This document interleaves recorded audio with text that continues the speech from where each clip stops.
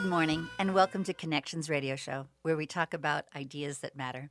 I'm glad you've made the connection and are with us today. I'm Laurie Fitz, your host. And the goal of our show is to explore a wide range of topics that challenge us to see ourselves, our community, and the world around us in ways that get us thinking, get us connected, and perhaps inspired or challenged to do just a bit more because we've made that connection.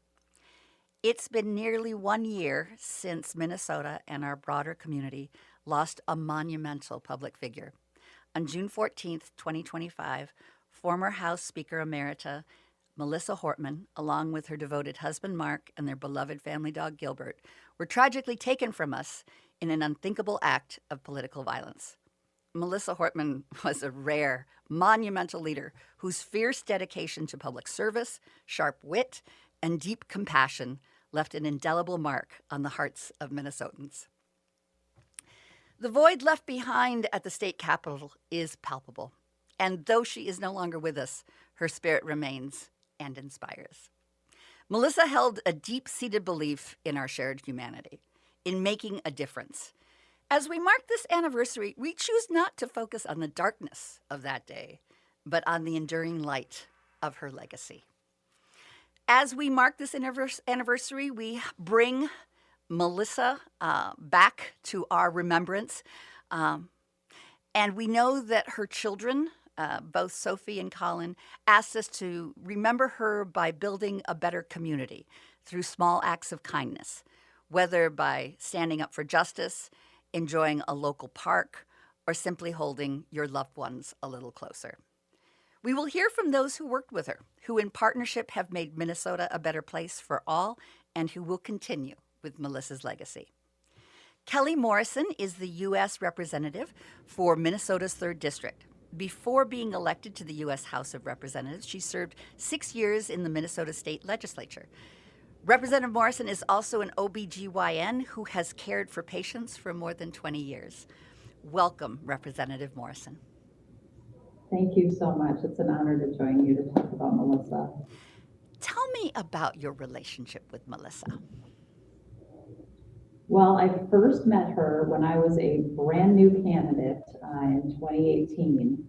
And I met her at one of the conventions, and I remember being nervous. I saw her and I thought to myself, oh my gosh, there is Melissa Hortman.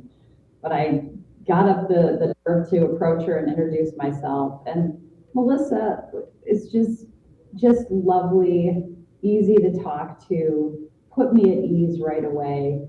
And you could tell immediately that she is a person who just cares about other people and also fiercely competitive and ready to embrace someone who she thought could flip a seat, which is what I ended up doing with her help. And I just felt a connection to her immediately. And Melissa was one of those leaders who let other people shine. She rarely wanted the spotlight.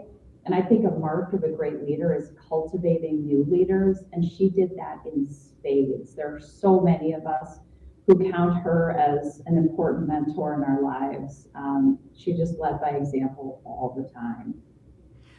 Well, as a fellow DFL lawmaker who worked closely on health care, reproductive rights, family-focused legislation, you shared her commitment to passing ambitious, progressive policies.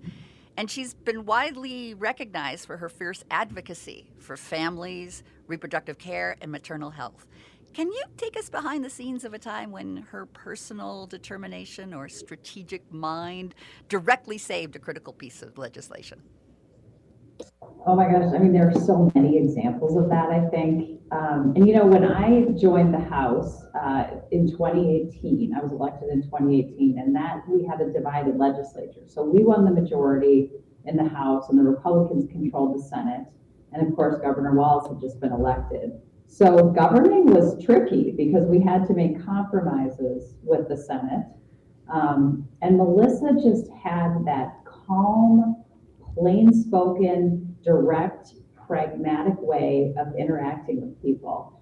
I think one of the things that I admired most about her is just her deep respect for every single human being, and that included Republicans.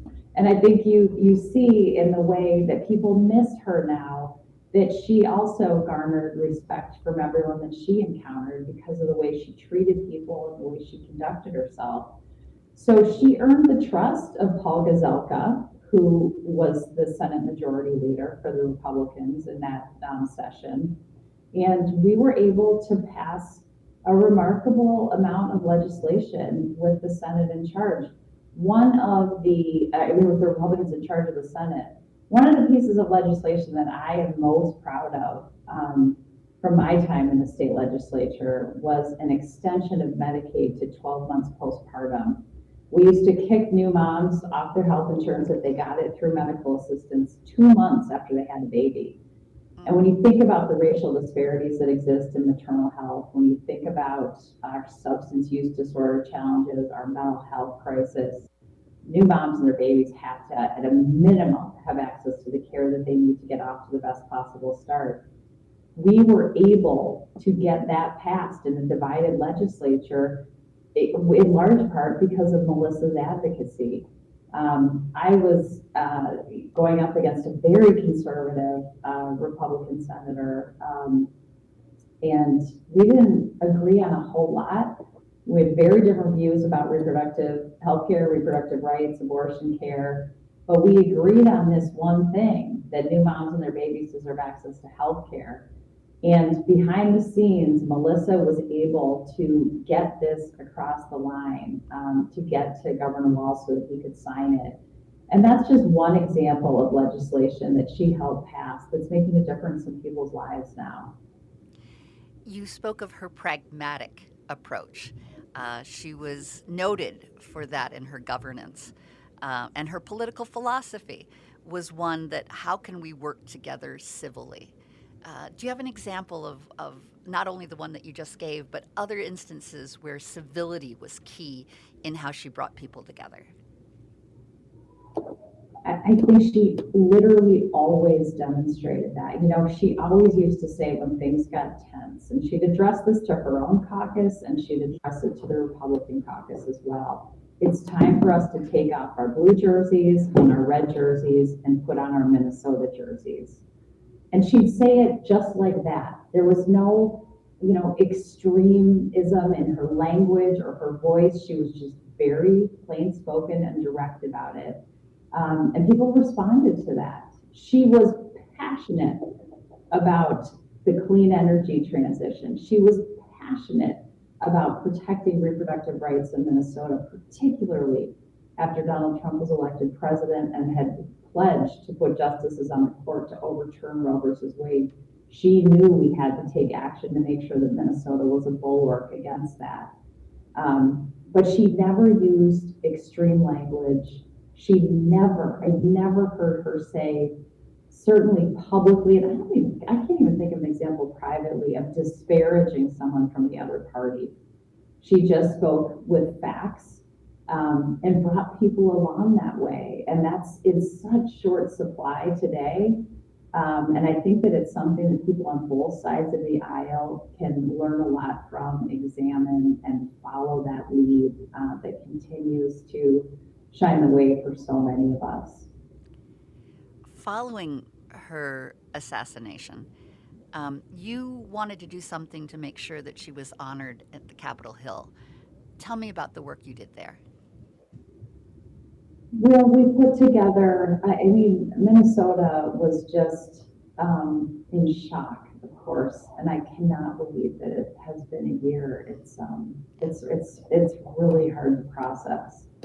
But we wanted to make sure that Melissa and Mark and Gilbert were honored.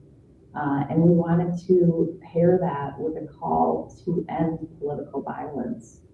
And so I led a resolution that passed the House 424-0. And I was really proud in this very divided time that every single voting member of the legislature of the House of Representatives voted for that. I also led a moment of silence on the House floor that included all 8 members of the congressional delegation. And, we have 4 Democrats and 4 Republicans, and all 8 of us stood up there and honored Melissa and Mark and Gilbert with a moment of silence. I also gave Colin, Melissa and Mark's son, joined me as my guest for the State of the Union this past year. And I read a tribute to Melissa with Colin and his wife Alina in the gallery. And that was really meaningful for me.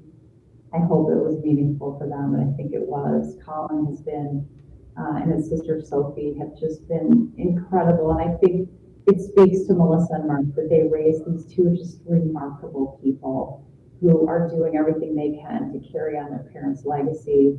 I'm in awe of them. I'm so proud of them and so grateful for them. It's hard to believe that Melissa is gone, but the best way that we can honor her is to carry on her legacy of pragmatic progressivism, I think it's fair to say, passion for the people of Minnesota and making sure that every single Minnesotan has the opportunity to be healthy and to thrive in our state. She was a remarkable leader. I think she will go down as the most consequential speaker of the Minnesota House in history. You have some personal memories as well of your relationship. I'd love to have you share some of the things that you remember when you think about Melissa. Well, Melissa was a prodigious door knocker. She understood that in our state, having those conversations with Minnesotans is the way to win elections. She would go all over the state. And remember, she ran twice and lost before she herself was elected. So she had that understanding of what candidates go through, particularly first-time candidates who it's a scary thing to step up. And she immediately scoops everyone up, brings them along, shows up to knock in their districts. And then often Melissa and Mark would open their home after a big door knock and have a kind of gregarious happy hour where we share stories about our time on the doors and fire each other up for the next day. So just such generous, warm-hearted people. I have memories, she led through some unbelievably challenging times. She led the House when Donald Trump was first elected to the presidency. She led through COVID. She led through the murder of George Floyd, just unprecedented leadership challenges. And she did it with class and with grace and with determination. And we often were meeting on Zoom like this, of course, during COVID. And that's when she got Gilbert. She was fostering Gilbert. And she hadn't had a dog before. And I'm a big golden retriever person, so I felt this real connection to Gilbert, of course, through Zoom. And it was so sweet to watch her. Gilbert would come in the room because she's also serious, and she was leading our caucus. So on Zoom, with all of the Zoom screen, all of us paying close attention to what our leader was saying.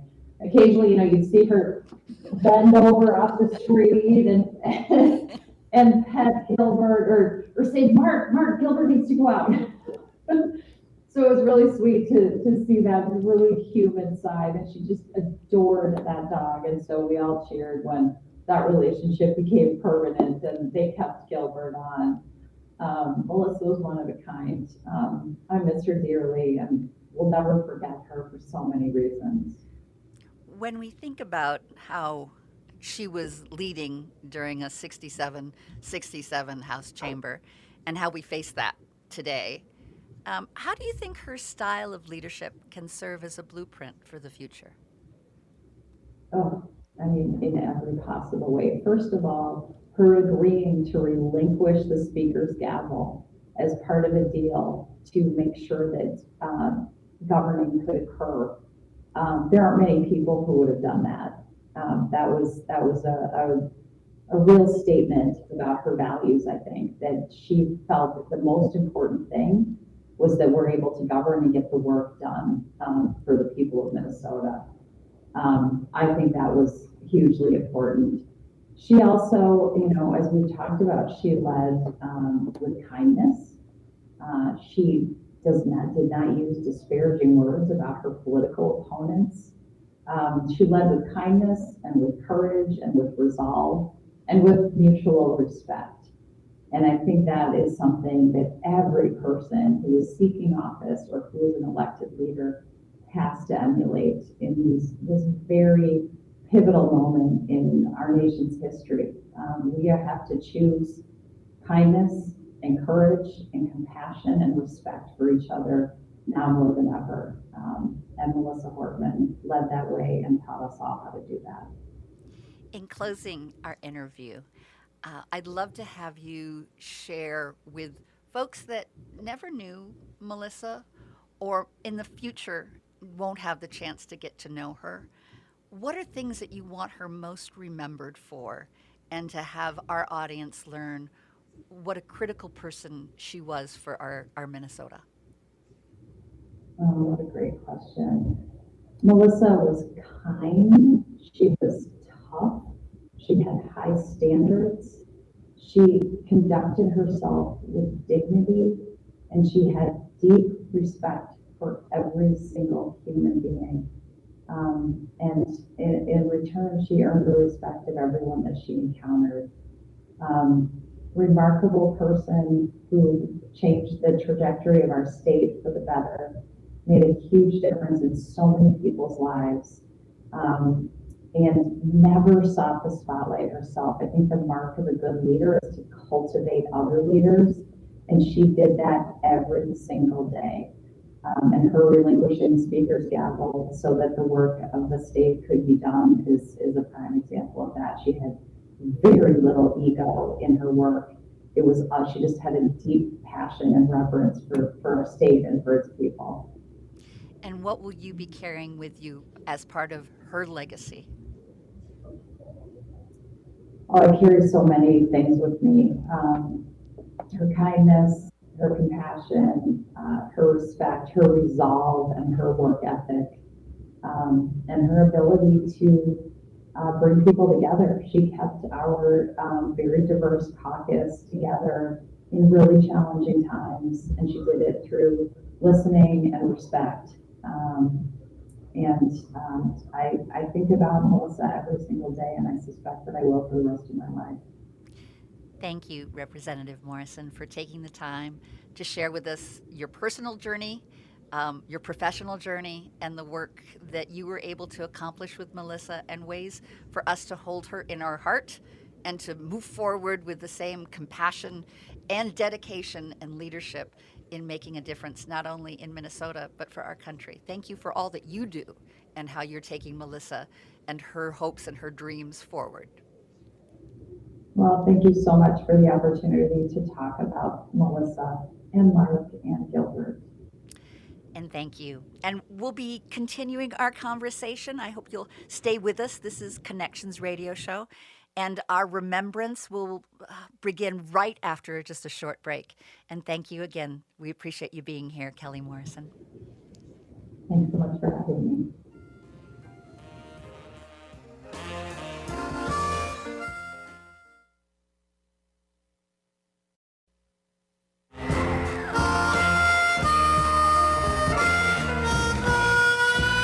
Good morning. I'm Laurie Fitz, and welcome back to Connections Radio Show, where we talk about ideas that matter, and I'm glad you've joined the conversation. Today, we're paying tribute to former House Speaker Emerita Melissa Hortman. On June 14, 2025, we lost her, along with her devoted husband, Mark, and their beloved family dog, Gilbert. They were tragically taken from us with an unthinkable act of political violence. And as we mark this anniversary, we choose not to focus on the darkness of that day, but on the enduring light of her legacy. Joining us now is Minnesota State Representative Patty Acomb. First elected to the State House in 2018, Representative Acomb has made a name for herself as the state's leading voice on clean energy and environmental policy. A lifelong Minnetonka resident with a background in natural resource management, she currently serves as the co-chair of the powerful House Energy, Finance, and Policy Committee. Representative Acomb, welcome. We're glad you're here.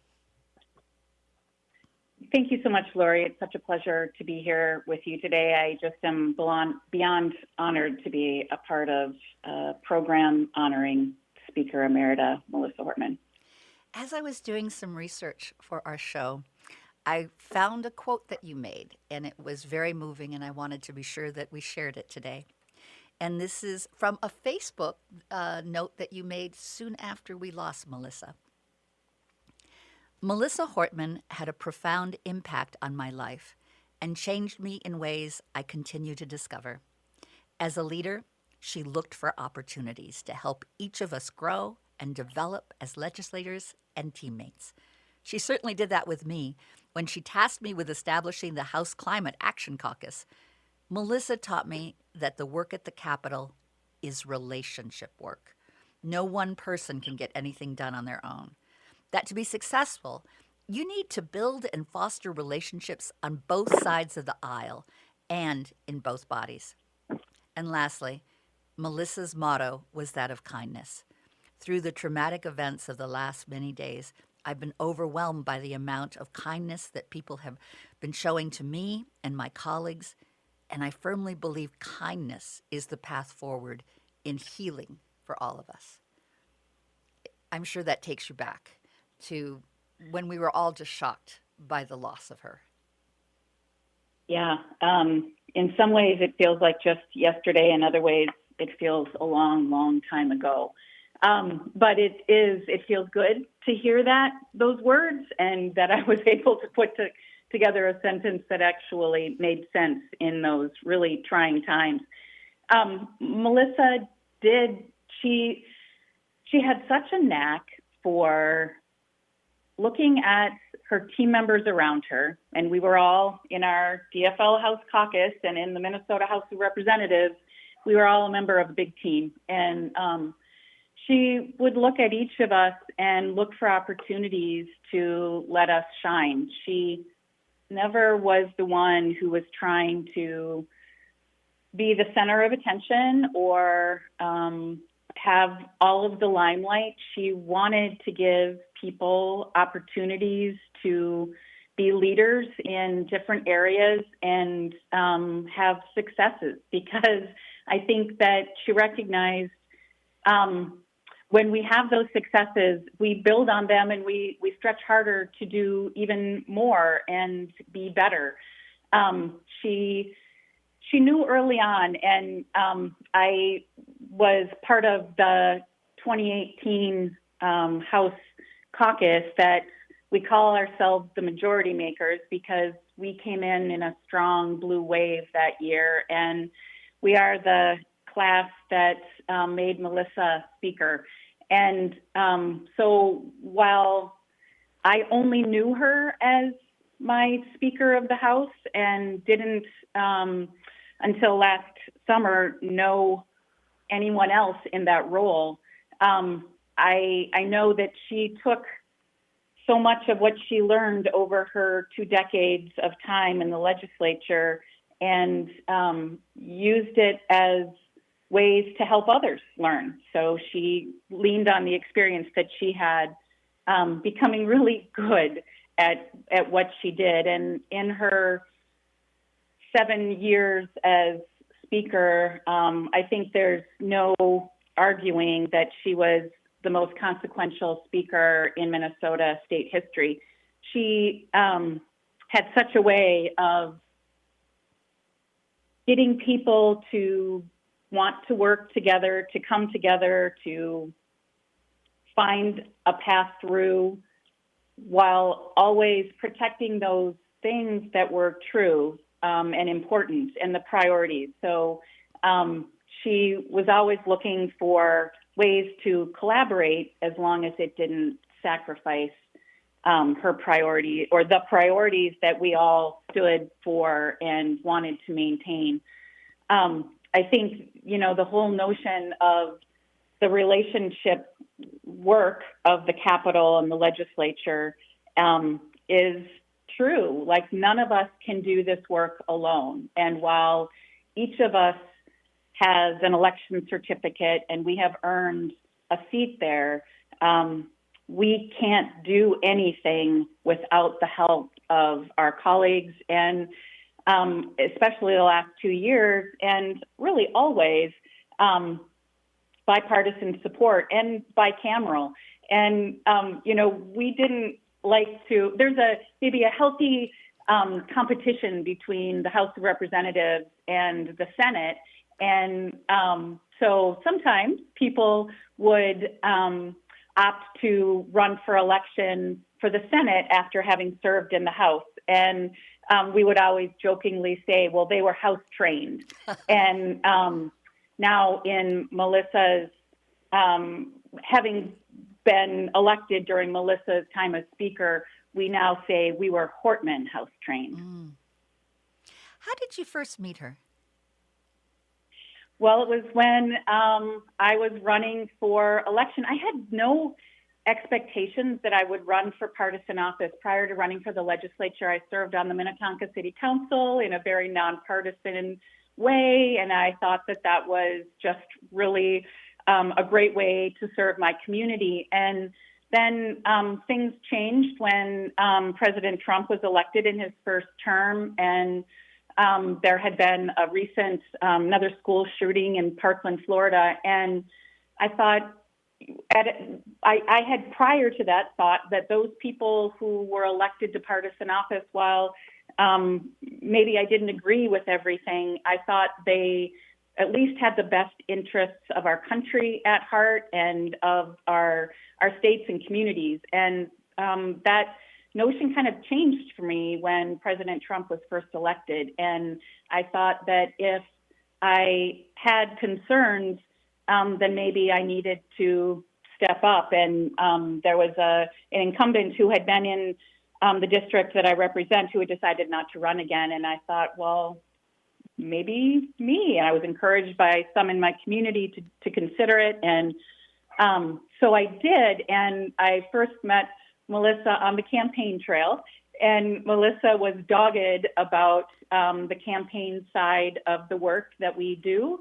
And knocking on doors is the best way to have a conversation with somebody in order to ensure they understand where you're coming from and to better understand their concerns. And so door knocking, Melissa is, she is insistent that all of us would do our important door knocking. And so my first meetings with her were at combined door knocks, where she would come out to bring people and encourage people to come. It was always fun for people in the community to see those who had already been elected and were serving, especially in leadership roles like Melissa, when they would come to our community to encourage others to door knock. And I remember one event, she came and at that time, Governor Dayton was just finishing his term. He came to a door knock too, and the two of them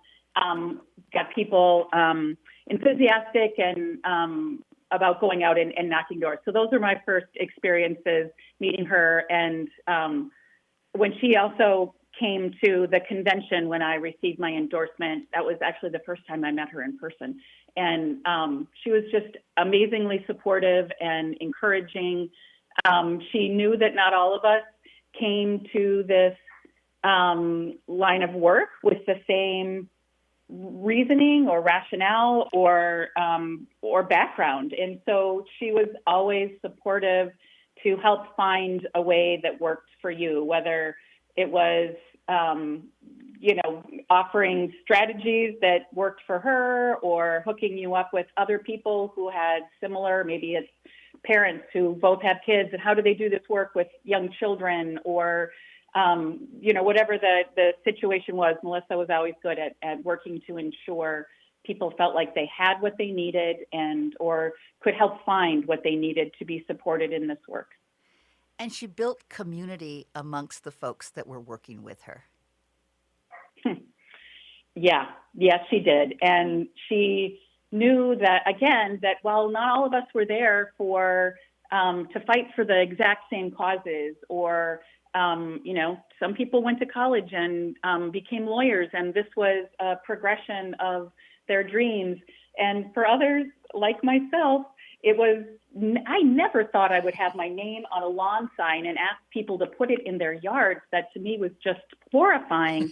And she said, it's okay. They want that in their yard. They want to know that you are going to work for them and fight for them. And So Melissa built community amongst those of us that were elected, amongst the staff who work with us and help support us. She made it an environment that would welcome more voices than maybe the traditional voices who had been involved in politics for decades. And she knew that by doing that, it's kind of interesting because Melissa loved to garden and she loved to tend to her garden, whether it was, transplanting or weeding or pruning or all of the things. And in some ways I can compare that same way of nurturing a garden to how she nurtured each of us and the community that we all were a part of. And she, watered us and fed us and nurtured us and did everything she could to make us, to give us the opportunities to be successful. And I think we all do better when we feel a part of a team and a part of something bigger. And so we certainly felt that with her as our leader, and she knew how to nurture us. And that's a great lead into my next question that I have about the Melissa Hortman Community Solar Garden Program. Tell me about the work that you did with that. Yeah, well, so Melissa, back in 2013, was the chair of the Energy Committee. And in that time, she was able to pass some really important legislation.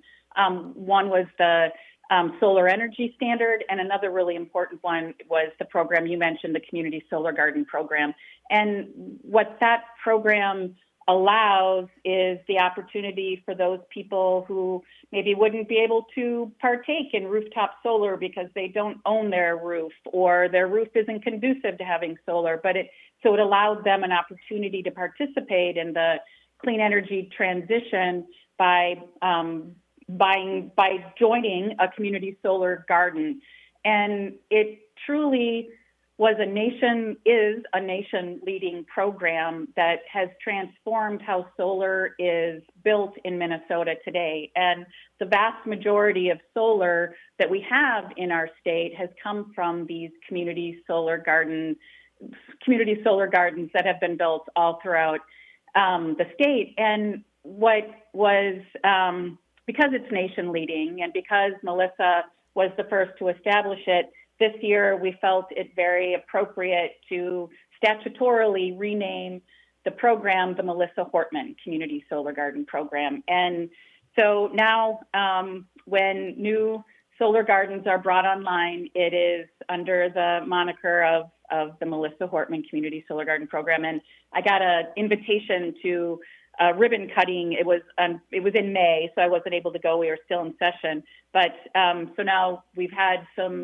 the first two community solar gardens that were launched in the new program named after her. And she built so many solar and renewable energy champions, both within the legislature, but also within the solar development community and the solar world. We had a hearing in the House to pass this bill, and the people who came and spoke were people who had been touched by Speaker Hortman in many ways. Back when she was chair of the committee, there was at the time a young woman who came because her mom really wanted to participate in community or in the solar industry and somehow.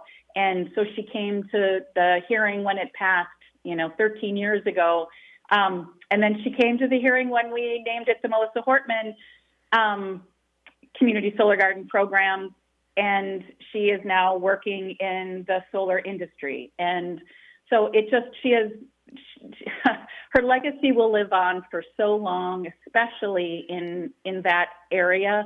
And so many people can credit the opportunities that she gave them, myself included. And her legacy will go on for a long, long time. I've heard her referred to as the godmother of solar. Yes, I love that. I absolutely love that. And Logan O'Grady, who runs the Minnesota Solar Industry Association made that label for her, and I think it's very fitting. It's wonderful. And you worked alongside her with highly productive legislative sessions where major climate, environmental, and infrastructure goals were achieved under her leadership. So during that time, including the landmark environmental and clean energy standards, how did her unique combination of both grit and humor, along with the leadership style, help get some of those complex packages passed? Well, she had both grit and humor, and I loved when you would see the sparkle in her eye and a little wrinkle in her nose when she was about to say something a little sassy. But she worked hard, and she, wasn't afraid to get into the weeds and dive into the details. And so I think as a result of that, so much, and people, because of her hard work and because of the intentionality that she put into things, so many people were very interested in wanting to work with her. And so I went back and watched a floor speech that she was giving when she was passing the energy bill that year, and she talked about all of the stakeholders who were coming along with her and that were supportive of the package and changes that she made to things in the bill in order to earn their support. And so I think her commitment and hard work to collaboration was certainly appreciated by so many and seen in every aspect of the work that she did. And I think that, back in 2015, Melissa went to the Paris Climate Accords, and I think it was there that her commitment to climate change was really inspired. And so when she then came back and was continuing her work at the Capitol, she when she became speaker, she named the Energy Committee, she renamed it the Climate and Energy Committee, recognizing fully that our energy sector and burning of fossil fuels is one of the primary concerns around our changing climate. And so I think she was always forward-looking and looking to the future and how we should be doing things differently, and all while collaborating and bringing people along.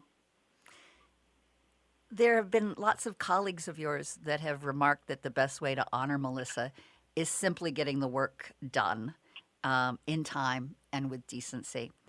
A year later, how are you working to ensure the Capitol remains a place that would make her proud? Yeah, I think after session finished up, I think I heard Leader Zack Stephenson, who is leading our caucus now, say that is she would appreciate that. And he's right. She would. And I think that, as we think back on how things have changed in her absence, I think that let me back up a minute. I think that the things that Melissa found most important were to ensure that we focused our efforts on the impact we as elected had on the staff around us. It used to be that we would meet, our floor sessions and our debates would go all night and sometimes into the wee hours of the morning. And when Melissa became speaker, she thought that just didn't need to be, and that impact that it had on staff was really troubling. And so she put in a rule that we had to end by midnight.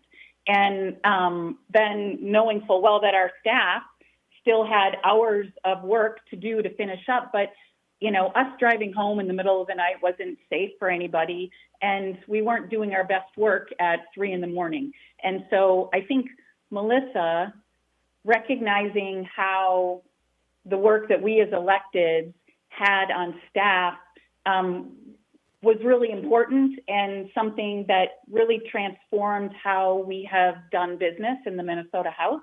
And I think fittingly, the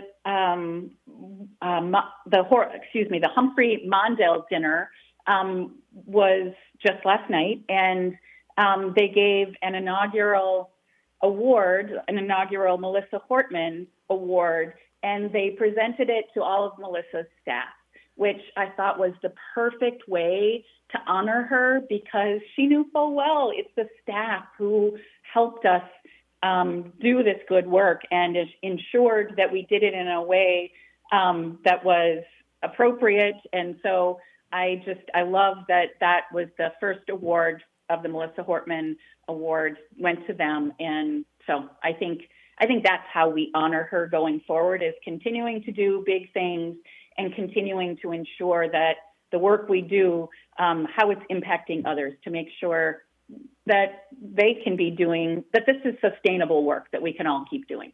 And we can keep remembering how she led that effort and how important that is, and how important it would be for her to see the future being lived out in her memory. I have one last question for you. Beyond her great political abilities and strategies and leadership, she was also a devoted mother, a Sunday school teacher, a dog lover. Do you have a favorite memory of her, a personal story that you can share about Melissa outside of the legislative chamber? Well, I mean, I think that there were many personal moments. I mean, sometimes this work can be all-consuming if we let it. And, you know, with the official side at the Capitol, with the campaign side back in our district.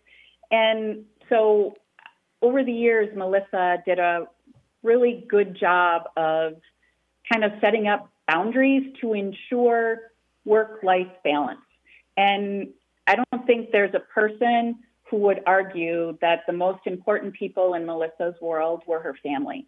And while I didn't get a chance to know them before, I have gotten to meet them now, and they are incredible. And she and Mark did just an amazing job raising those children. And I think that in terms of memories that I loved or moments that I will cherish, it's when Melissa would be, I mean, because while she did have good work-life balance and she really set up good boundaries, she also was a good multitasker. And so she loved to work in the garden. And so when I could get her ear, when she was weeding her garden, it was amazing because she would be able to mindlessly be, you know, pulling weeds in her garden and be helping me with the things that I had questions about, that I was uncertain about, that I needed her feedback on, that I leaned on her experience and her leadership to help me figure out. And, you know, that went anywhere from what and how we did in developing the Climate Action Caucus to, you know, what kind of legislation the Energy Committee continues to do in, you know, different seasons. And so I think I will hold those times and those memories of those conversations and her wit and her humor closest. And I think that, you know, there were, as I said, so many different kinds of moments and opportunities to spend time with her, whether it was late night at the Capitol and reflecting on things that had passed or didn't pass, or frustrations, or, you know, sharing dinner after a long night and trying to debrief things that were challenging.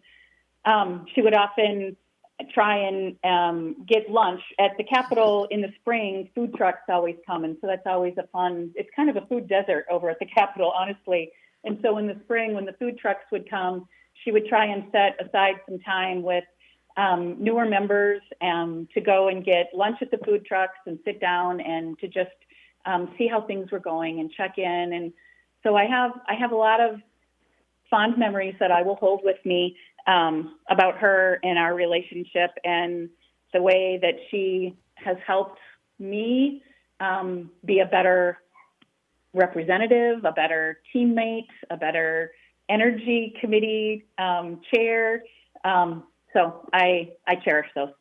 I love both the image as well as it being a metaphor of her weeding a garden while she's giving you advice.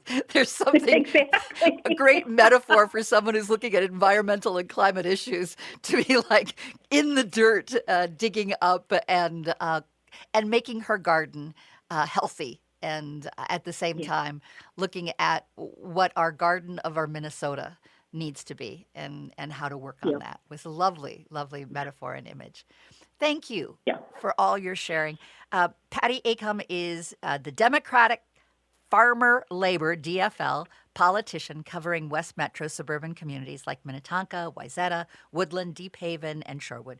And she is most notable for her legislative leadership on environment, climate change, and renewable policies. Thank you for taking the time today, Patty. It's just been a joy to have you share your memories, your recollections, and some things to take us with us as we move forward in the future. How do we continue to carry her legacy forward? And you've done a beautiful job sharing those stories with us. Well, thank you, Laurie, and thank you so much for making the time for us all to remember and talk about Melissa Hortman. She's a wonderful, wonderful person. So thank you. She was someone I deeply admired. Yeah. So thank you for joining us on Connections Radio Show on AM 950, the progressive voice of Minnesota. Our remembrance and special honoring on the life and the contributions of former House Speaker Emerita Melissa Hortman begins right after a short break.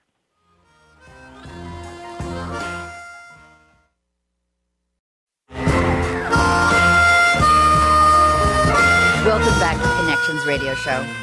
Today we have been celebrating memories of former House Speaker Emerita Melissa Hortman. We've looked at the many ways her colleagues and friends have honored their connections to her. Her gift of cultivating new leaders, letting others take the lead, letting others shine, and deep respect for everyone. And it's been our turn to let Melissa Hortman's memories shine today. Her calm, plain-spoken ways to find solutions, her rally for leaders to take off their red jerseys and blue jerseys and put on our Minnesota jerseys. Never extreme language. She spoke with facts, pragmatic progressivism, a passion for Minnesotans and keeping everyone healthy and keeping our environment clean. Wonderful stories of her knocking for herself and others in her door-to-door, and the joy of happy hour at her home to share those stories. Class, grace, determination. What was most important for Melissa Hortman was to govern for Minnesotans and get the work done. She did it with kindness, courage, resolve, compassion, and respect. And she was tough, had high standards, led with dignity, reverence over ego, a work ethic, and a way of bringing people together. She listened. She instilled in others what work at the Capitol is, and that's relationship work. And kindness is the path forward in healing for all of us. She loved her team and looked for opportunities for letting others shine where others could get the limelight. She was Minnesota's most consequential Speaker of the House, created a team that wanted to work together, supported a way that we could work with leaders, strategize for their success, and had what they needed to be supported in the work they were doing. And she built community, an environment that welcomed new voices. She tended to a garden at her home, and in the same way, she nurtured her team as a leader. Grit, humor, sparkle in her eyes, and a little wrinkle in her nose when she was about to say something sassy. She was forward-thinking, how to do things differently, always searching for the way to do big things in a sustainable way, and have work balance. She cherished her family, her children, and her dog, Gilbert. And she had phone calls while weeding her garden and lunch at food trucks and inviting colleagues into her home. Truly, those were the ways that the leadership were raised under the House Hortman. She was a true North Star, and she will be missed. But her legacy lives on. Thanks for connecting with us about Melissa Hortman. And as she would encourage us, it's time to put on our Minnesota jersey.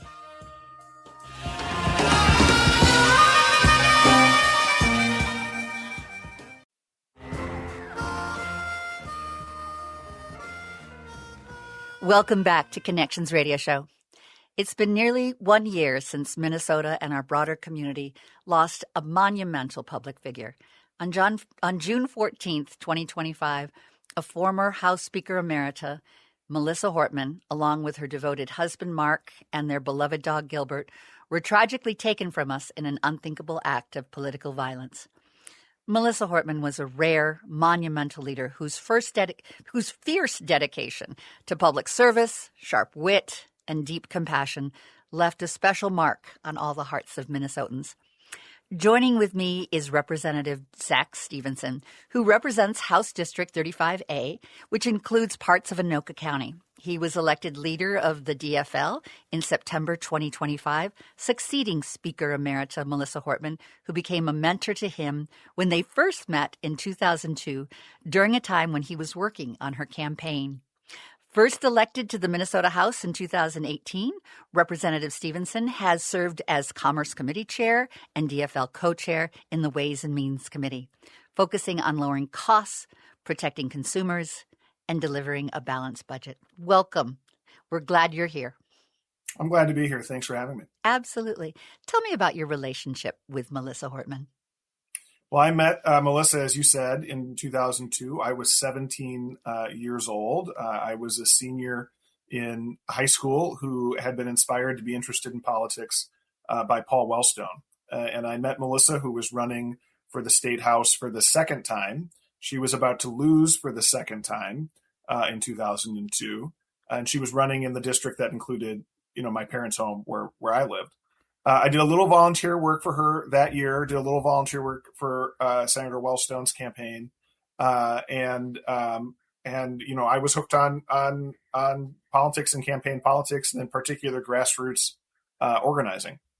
So I was very interested in participating in the 2004 election in some capacity, and decided that the state I could have a much more meaningful role if I went to the state legislative level. If I was doing a statewide race or a presidential race, at the age that I was at, I would be probably getting people coffee or answering the phones, but could do real meaningful work at the state legislative level. And so approached Melissa about it and said, I'll work for you for free from the end of the summer. I'll take a term off of college. I always joke that I studied abroad in Brooklyn Park, but I'll take a term off of college and work with you. I'll bring 4 other college students to work with you too. The only thing you got to do is you got to make me your campaign manager. You got to make my friend your field director, and so on.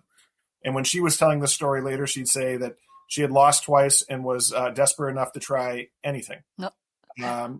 And she went on to win that race, that 2004 race, very narrowly by just a couple hundred votes in a district that in 2004 voted for George Bush. So she beat a Republican incumbent in a district that voted for George Bush on her third attempt. Pretty remarkable. She was very consequential as well in her leadership. Did you see things when you were working on her campaign that led you to believe, she's going to make a big difference? And what were those things that struck you? Certainly when I was 17 years old and met Melissa at my local precinct caucuses, or even when I was her campaign manager, I could never have predicted what was going to happen. But in hindsight, all of the ingredients that made Melissa such a remarkable leader and a remarkable person were present. Certainly her intelligence and her wit, but also her strong determination, right? I mean, I think most people would have given up after losing once, almost everybody after losing twice, but she continued. She was determined.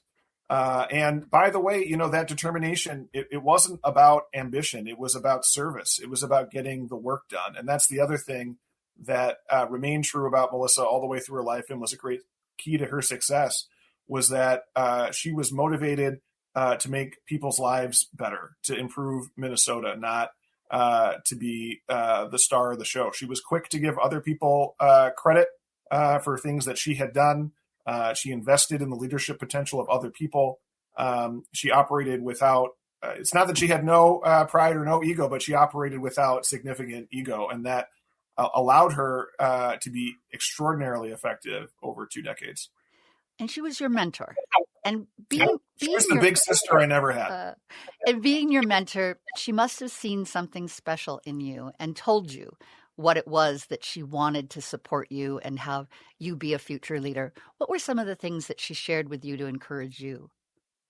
Well, the thing that was most special about my specific relationship with Melissa was I never had any doubt that she had complete trust and confidence in me. She had a remarkable way of communicating to me in ways big and small, that she had absolute faith in my ability and absolute trust in my loyalty to her and our shared commitment to Minnesota.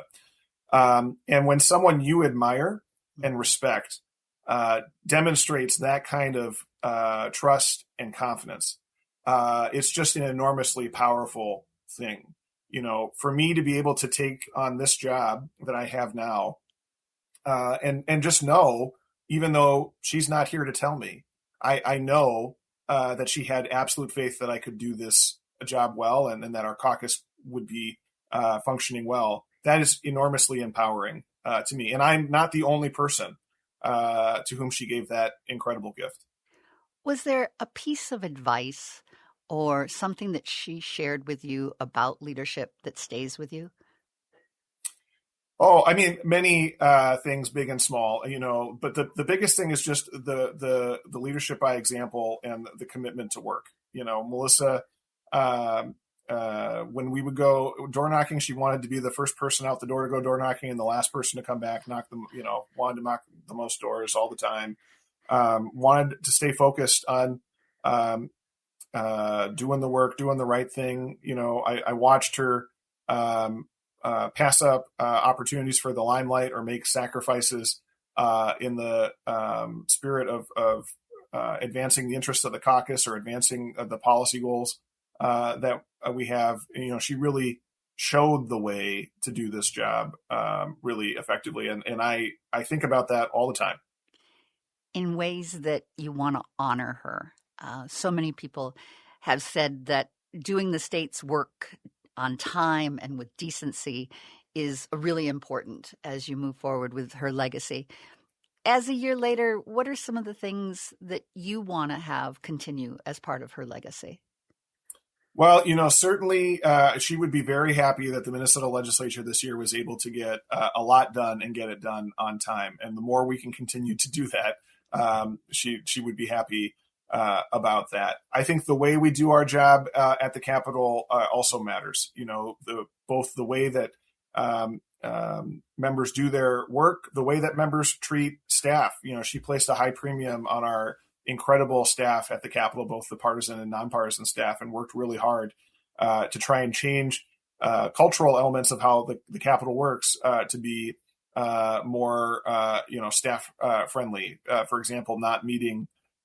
Trying to stop the legislature from meeting through the night. It used to be that the legislature routinely would go until 3, 4, 5 o'clock in the morning. And when she became speaker, she instituted a rule that the House won't meet after midnight, absent exigent circumstances. And in the 8 years that she was speaker or,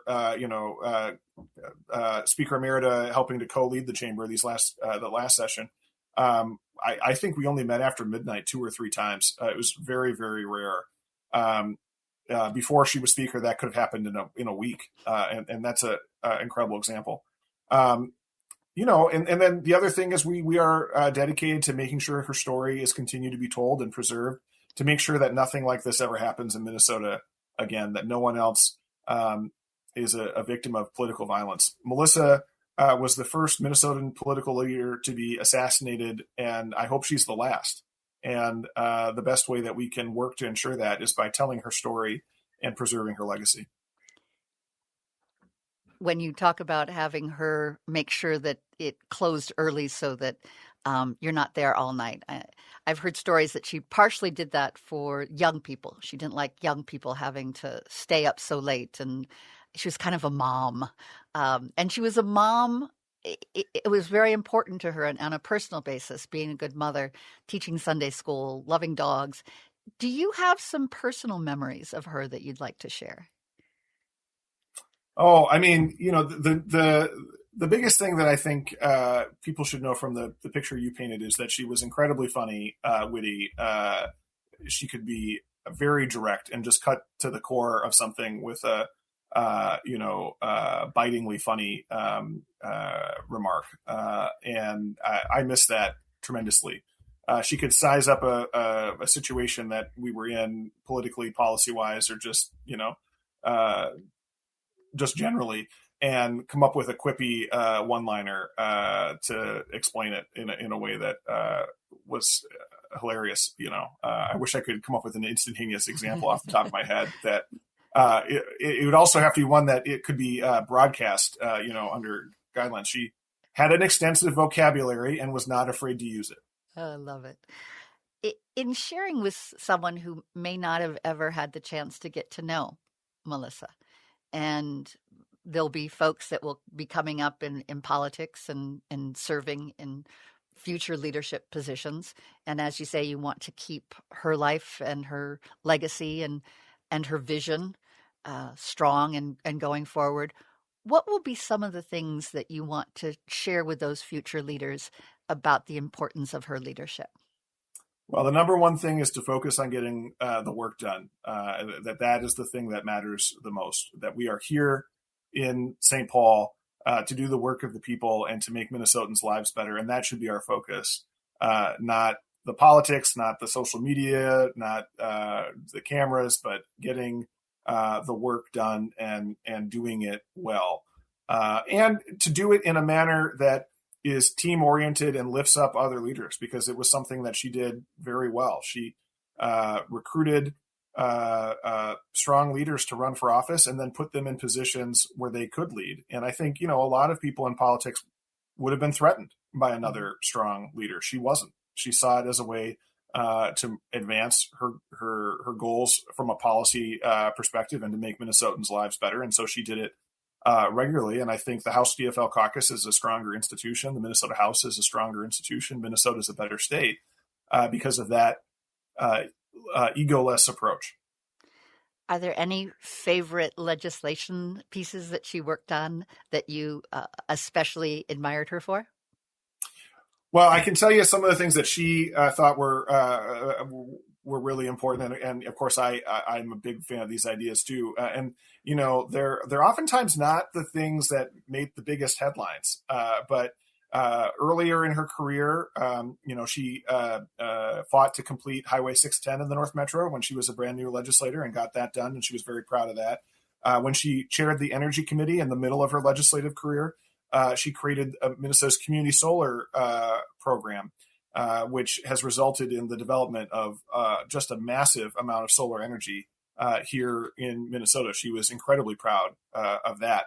As Speaker, obviously she presided over the 2023 session, which had many landmark wins. I know that one that was deeply important to her and didn't actually make a lot of headlines was that she was able to index state funding for education to inflation, which means that Minnesota will consistently provide new funding to schools to keep up with inflation, something that had not happened in the years before she was Speaker on a regular basis. In fact, when you adjust for inflation, Minnesota spends less on education today than we did when I graduated high school in 2002. And that troubled Melissa, and she was able to build into our budget this expectation that we are going to fund education on an ongoing basis. She was incredibly proud of that, even though it wasn't something that made a lot of headlines. And you speak of how her great legislations that she worked on and how leaders can follow in her footstep. What are some things that you want our audience to remember about Melissa and carrying her vision and her legacy forward?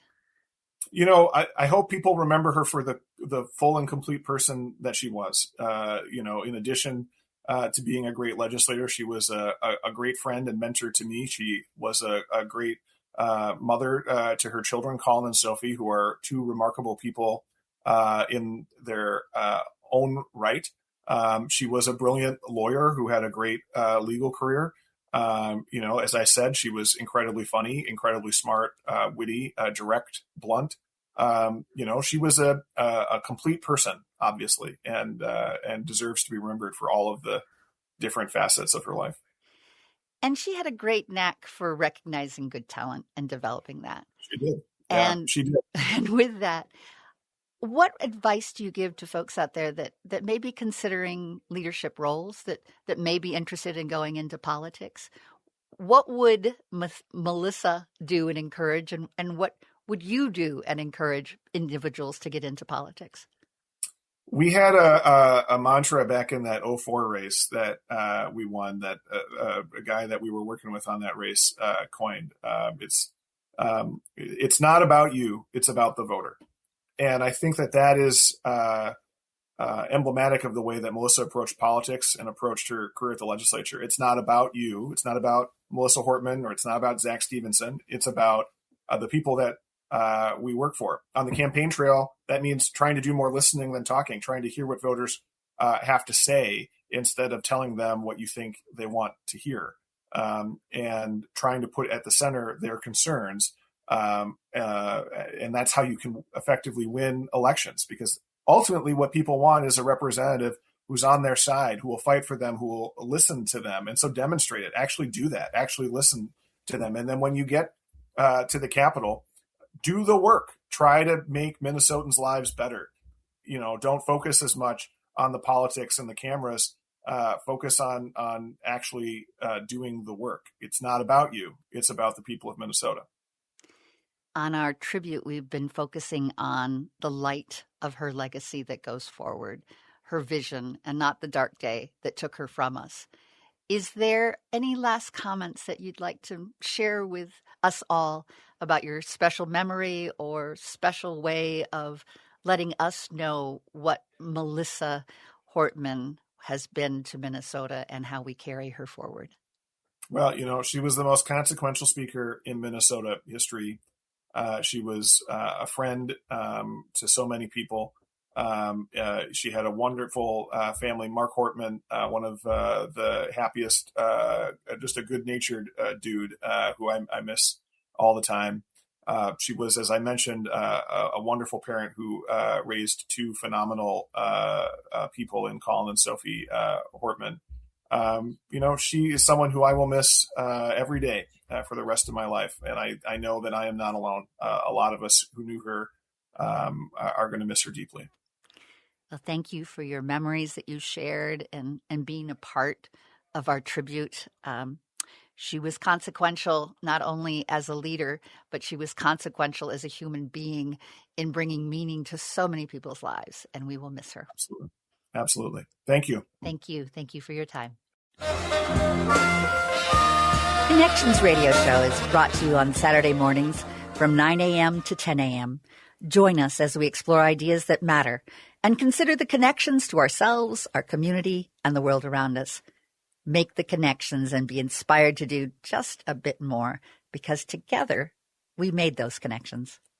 I'm Laurie Fitz, your host, and thank you for joining me tonight in remembering our former House Speaker Emerita, Melissa Hortman. As we bring this special broadcast to a close, we want to thank everyone who shared their stories, painting a beautiful picture of a leader who left an undeniable mark on both our halls and hearts. To work alongside Melissa Hortman was to witness a master class in dedication, grit, and grace. Her colleagues have reminded us that she wasn't just a force in her professional role. She was a steady anchor for everyone around her. We heard about her sharp intellect, her fierce advocacy, and the tireless hours she spent fighting for meaningful progress. But beyond the policy wins and the professional milestones, the memories shared by those who stood right by her side reveal who Melissa truly was. They spoke of the quiet mentorship, the shared laughter during the grueling late-night sessions, and her uncanny ability to make everyone in the room feel heard and valued. She balanced the weight of her responsibilities with an approachable warmth, proving that you can be a powerful leader while remaining a deeply compassionate human being. Her colleagues cherished the moments, the guidance, and the friendship she gave them. Melissa, you left us too soon. Thank you for your service, your inspiring leadership, and the personal warmth that transformed workplaces into communities. From all of us here at AM 950, and from the many colleagues who are better for having worked by your side, we thank Melissa Hortman. Thank you for being part of Connections Radio Show tonight on AM 950, the progressive voice of Minnesota. As we bring this special broadcast to a close, we want to thank everyone who shared their stories, painting a beautiful picture of a leader who left an undeniable mark on both our halls and hearts. To work alongside Melissa Hortman was to witness a master class in dedication, grit, and grace. Her colleagues have reminded us that she wasn't just a force in her professional role, she was a steady anchor for everyone around her. We heard about her sharp intellect, her fierce advocacy, and the tireless hours she spent fighting for meaningful progress. But beyond the policy wins and the professional milestones, the memories shared by those who stood right by her side reveal who Melissa truly was. They spoke of the quiet mentorship, the shared laughter during the grueling late-night sessions, and her uncanny ability to make everyone in the room feel heard and valued. She balanced the weight of her responsibilities with an approachable warmth, proving that you can be a powerful leader while remaining a deeply compassionate human being. Her colleagues cherished the moments, the guidance, and the friendship she gave them. Melissa, you left us too soon.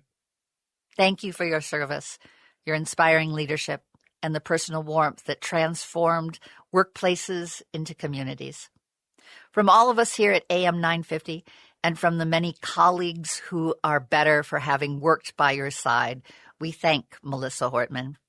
Thank you for being part of Connections Radio Show tonight on AM 950, the progressive voice of Minnesota.